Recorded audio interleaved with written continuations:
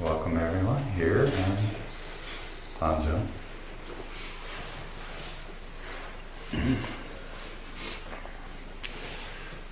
So for the time being, we're discussing on Tuesday nights a book called The Zen of Creativity by John Dido Lori.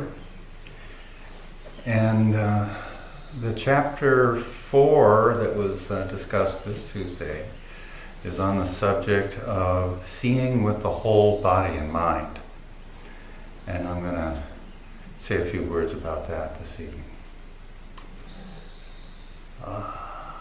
The chapter opens with a quote from Dogen's Ginjo Koan, and it says, "Seeing form with the whole body and mind, hearing sounds with the whole body and mind, one understands it intimately."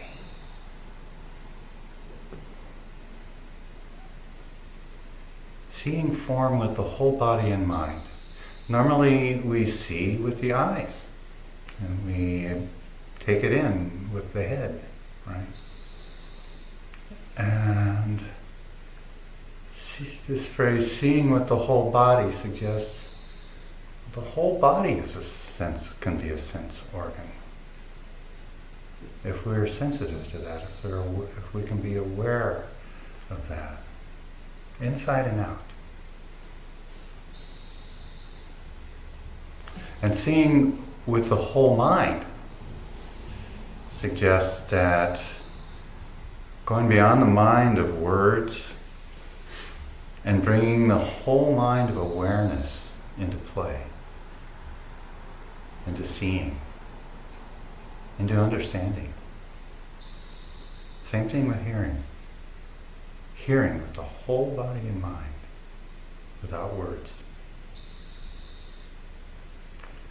This phrase, one understands it intimately.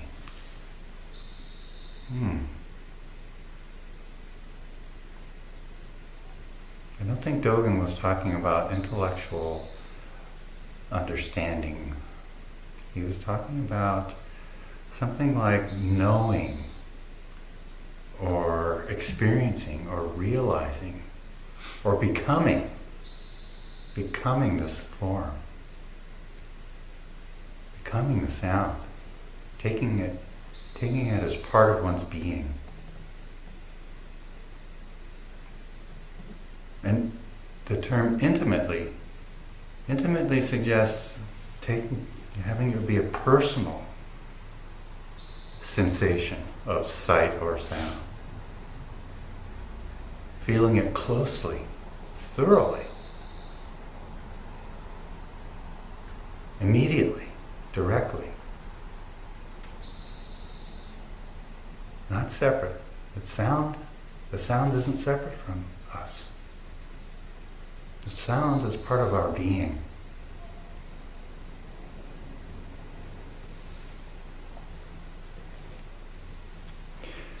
Note that in Dogen's Ginjo Koan, in our chant book, I believe that it understands it intimately. It's capitalized. And it refers not only to the form we're seeing, not only the sound that we're hearing.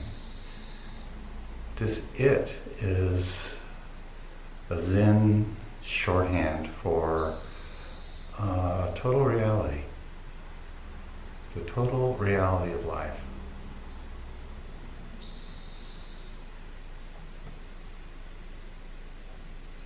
Just as it is, just the sound of the junco chirping, just the sight of the bodies in the zendo,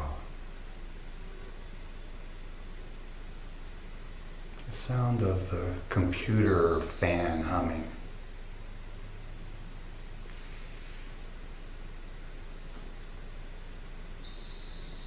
It is this life.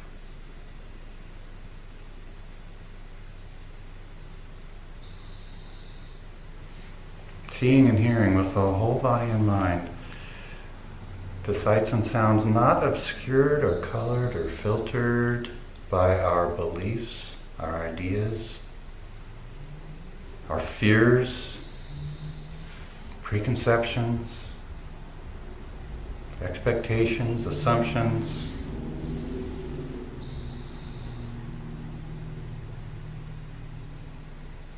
Hearing and seeing from your very core,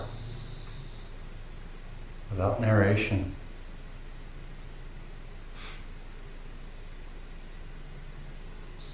Going beyond where intellectualization is cutting off the ongoing discovery and direct experience of the world, which is our life.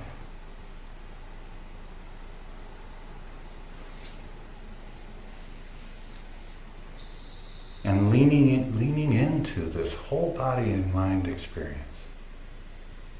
Just leaning into it, being it. Being alive with everything right now. As Sado has said,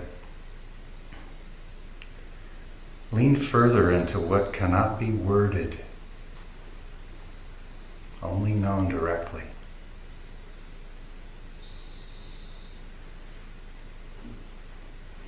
Or as it's said in the Platform Sutra,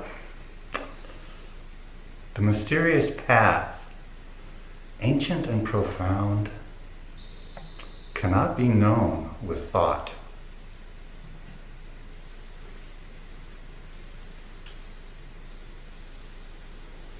It's not that there's no thinking mind, of course there is. It's not that there's no personal self, yes there is. It's just that all that needs to be set aside. We have to learn to set that aside in order to see and hear with the whole body and mind the bigger life that we're part of, that is us. And when we practice doing that, slowly our ability grows to breathe in everything. Not with thoughts, but with life. But it's difficult. It's difficult to do that because we all have this organ that just keeps secreting thoughts all the time. We have this brain and it just secretes thoughts always. Might stop for a few seconds and then here comes another one. And it takes a lot of practice to let that go. Let that go enough so that it doesn't grab hold. Oh, here's a thought. Oh, that's a really interesting thought. And that's really relevant to what I have to figure out to do today, etc., etc. It takes a lot of practice to let it go so that when it can be seen happening, it can be acknowledged, and it can be let go to the side or the background. So it doesn't derail the focus, the concentration, the presence of Zazen, in Zazen, or the presence and awareness of what's going on right in front of us when we're off the cushion and we want to do a little practicing.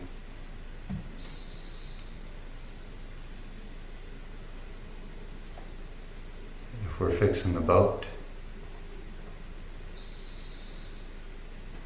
and we just want to be there with the boat, let all that other stuff go to the side for now.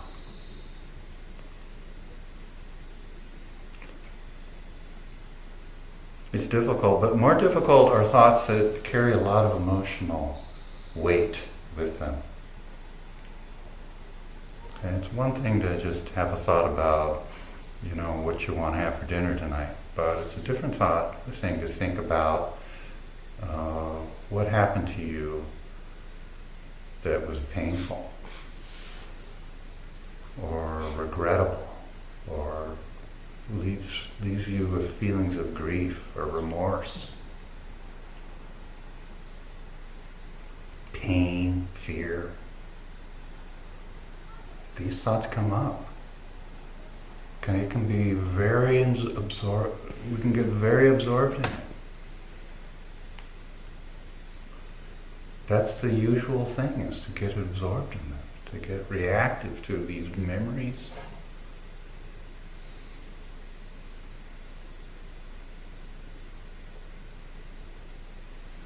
And what we do is recognize that. We see that happening. And it's, in many cases, beyond our control. It's not my choice to have thoughts dripping like a drippy sink. You know, thoughts just keep dripping in my brain. I want to just turn it off, have it stop, but that's beyond my control.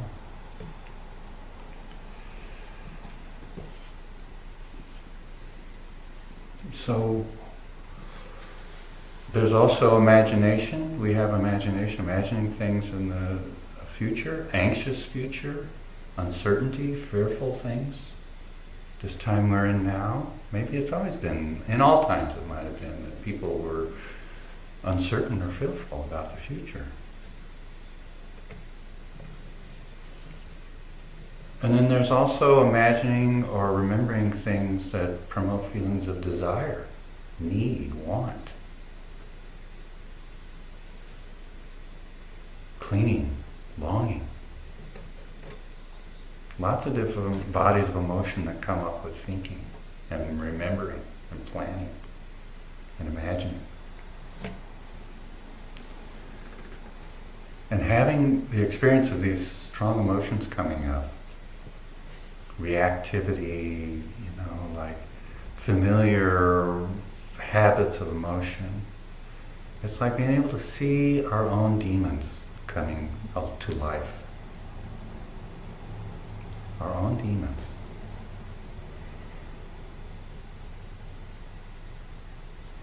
And when we make an effort to see these habitual feelings, these strong emotions, these emotional habits arising unbidden, not called for, but just flowing into us, we can make an effort to face them, to see them, to acknowledge these experiences. Maybe to work with them a little and look at the roots of the experiences, maybe acknowledge what happened, maybe do some work with forgiveness or acceptance or gratitude or other kinds of work with it. But not push them aside, not ignore it, not pretend it's not happening. Because it is, it's real.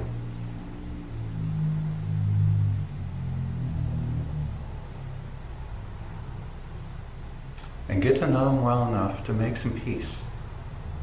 It's not that there's total resolution necessarily, it's not that they go away forever, they'll come back, and that's not that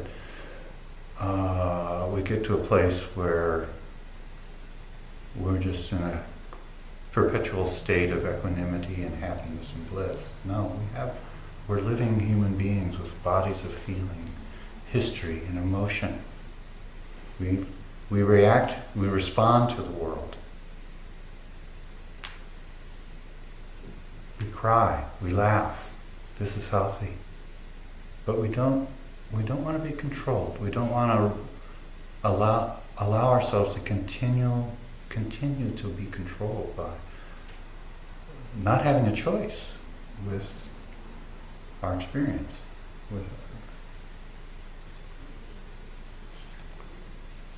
We want to be able to set things aside, thoughts and feelings, so we can choose to face towards something that we want to look at, something we choose to investigate. which we might call the truth of the Dharma, we might call it the Buddha way, we might call it Bodhisattva path. What is it?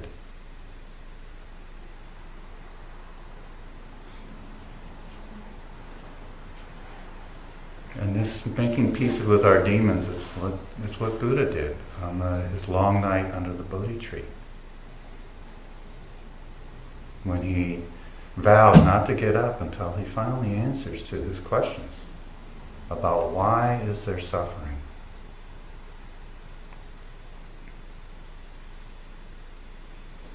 And the demon Mara, the story says, the demon Mara kept coming to him again and again, tempting him or trying to scare him. These demons, his personal demons, kept coming up to him. And again he said, Mara, I know you. Like we can say, oh, I know that experience. Yes, this happened in my childhood. Yes, I'm afraid of something that might happen this year or next year. I know you. And then Mara vanished. And our demons can sort of lose their potency over us, lose their control over us.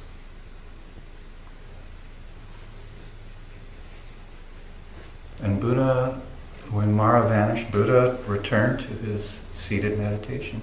I mean, he hadn't been up, but he'd returned to the focus, the concentration. Seated meditation, his wholehearted zazen practice. This is what Dogen said. All of the ancestors were doing zazen. Shakyamuni Buddha was doing zazen under the Bodhi tree. And all of the other ancestors have relied on zazen for insight and guidance. Settling into the still point. This is chapter 3 in the book, the still point of wordless present moment awareness.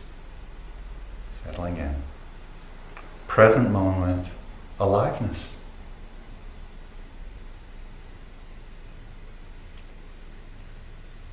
Every cell in our body, every tissue in our body is alive right now, exchanging with the whole world. Being given life by the whole world.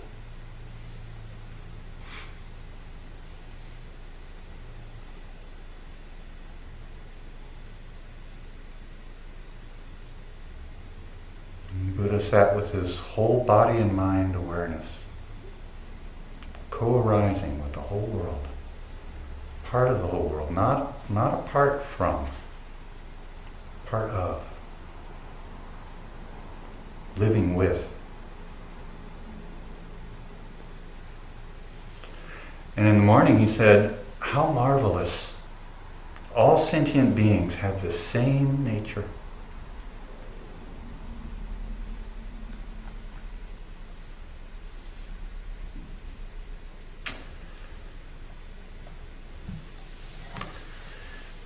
Laurie has a section in this chapter called, a practice called direct experience. It's like practicing experience with the whole body and mind. And his example is using a teacup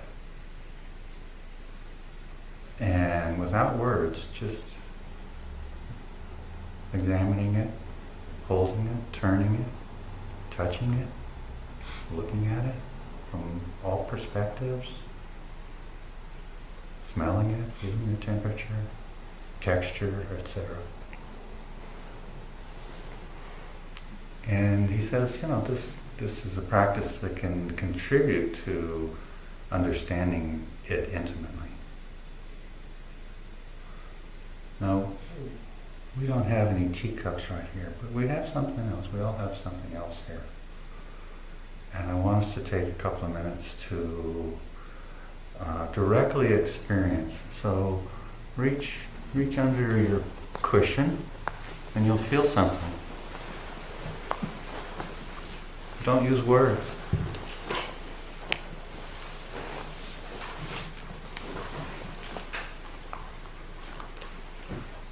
Investigate it.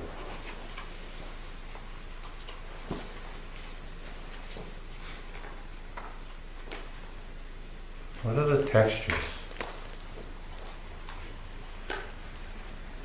colors, sounds. See, they're making sounds in the room right now.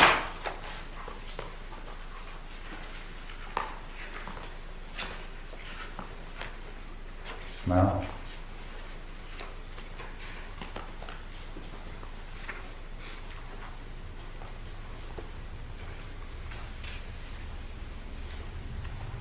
Like this is the first time you've ever encountered this object. What is it?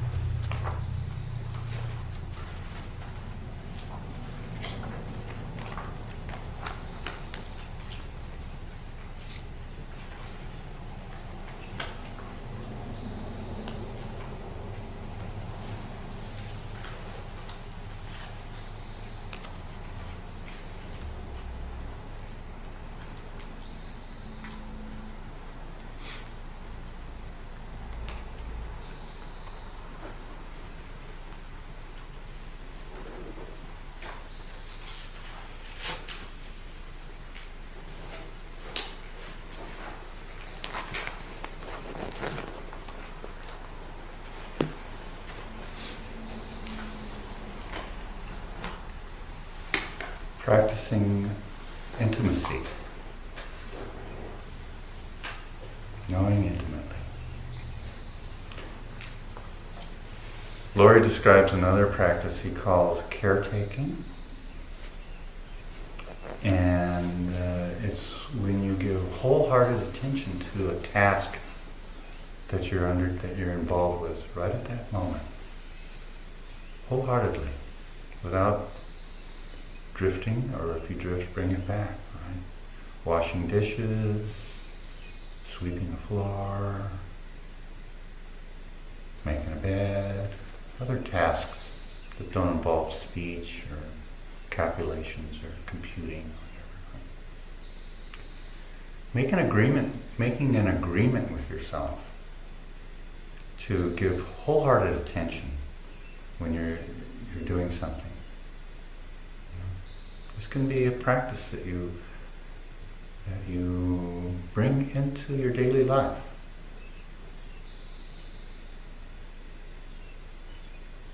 And it supports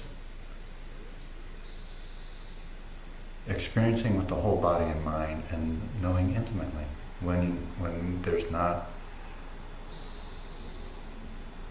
covering over your experience with words and thinking, being elsewhere.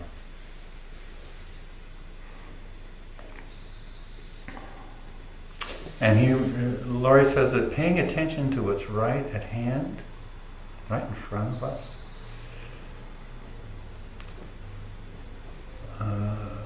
seeing it as something new, experiencing it as something new and unique, not already known, not already labeled. He says it's actually a radically different way of living. Radically different way of living. And he also says that it's not until we reach the place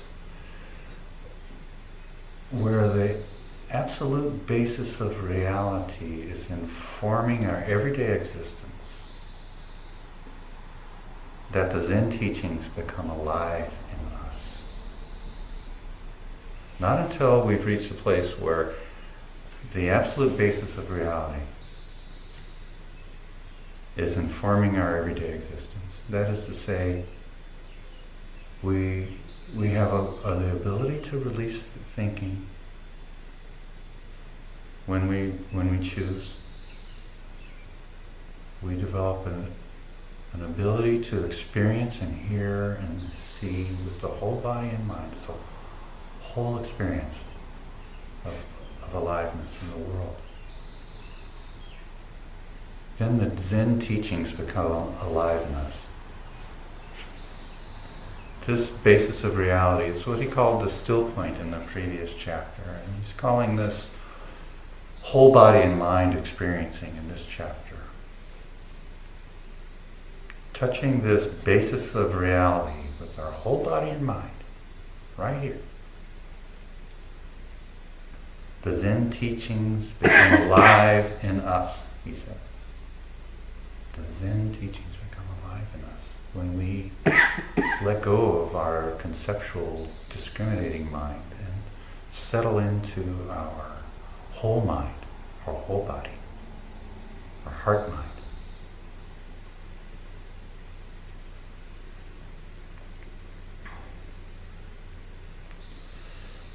It's also true that some basic Buddhist teachings come alive for us. When teachings we study, like the Four Noble Truths or the Eightfold Path or the Paramitas, they really come alive when we're present with them.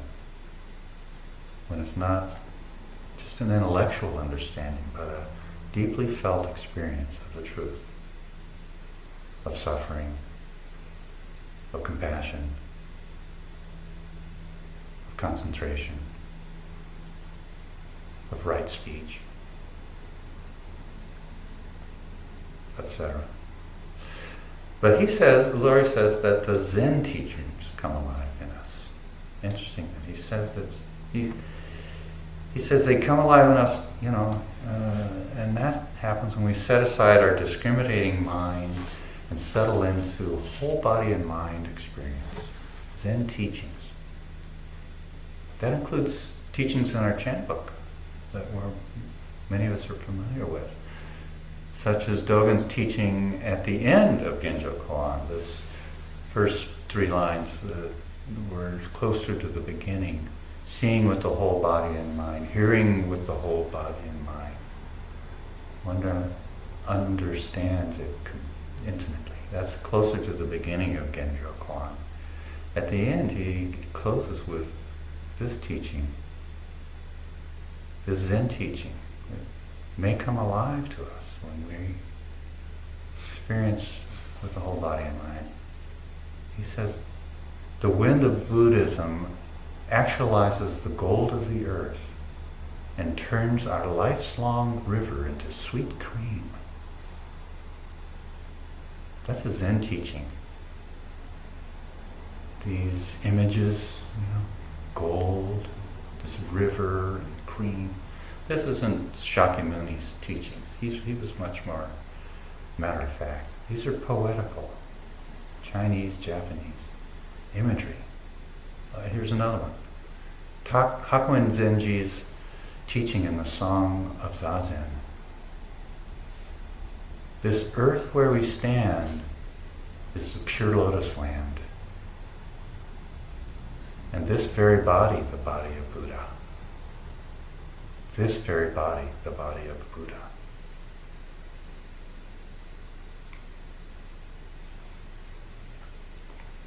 Or Zen teachings from koans. Koans being very, a Zen teaching form, such as a teaching from Dogen's fascicle called One Bright Pearl that some of us studied at Rohatsu last December, in which a teacher named Xuansha said to a student, I see that you've worked out a way to get through the demon's cave on the Black Mountain.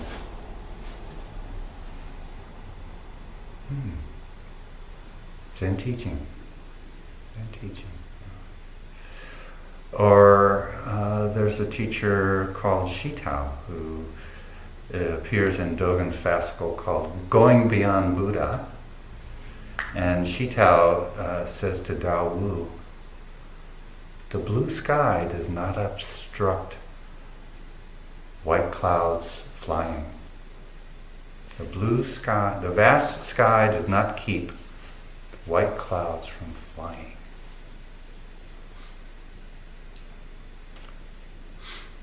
Why couldn't they just say it in plain English?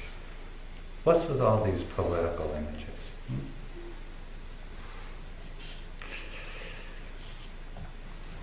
So, encountering such teachings from a place of whole body and mind experiencing is different from encountering them from a place of discriminating mind, analyzing and figuring out. And encountering them from whole body and mind definitely supports the possibility of understanding it intimately. So may your practice go well, settling into stillness and quiet of zazen,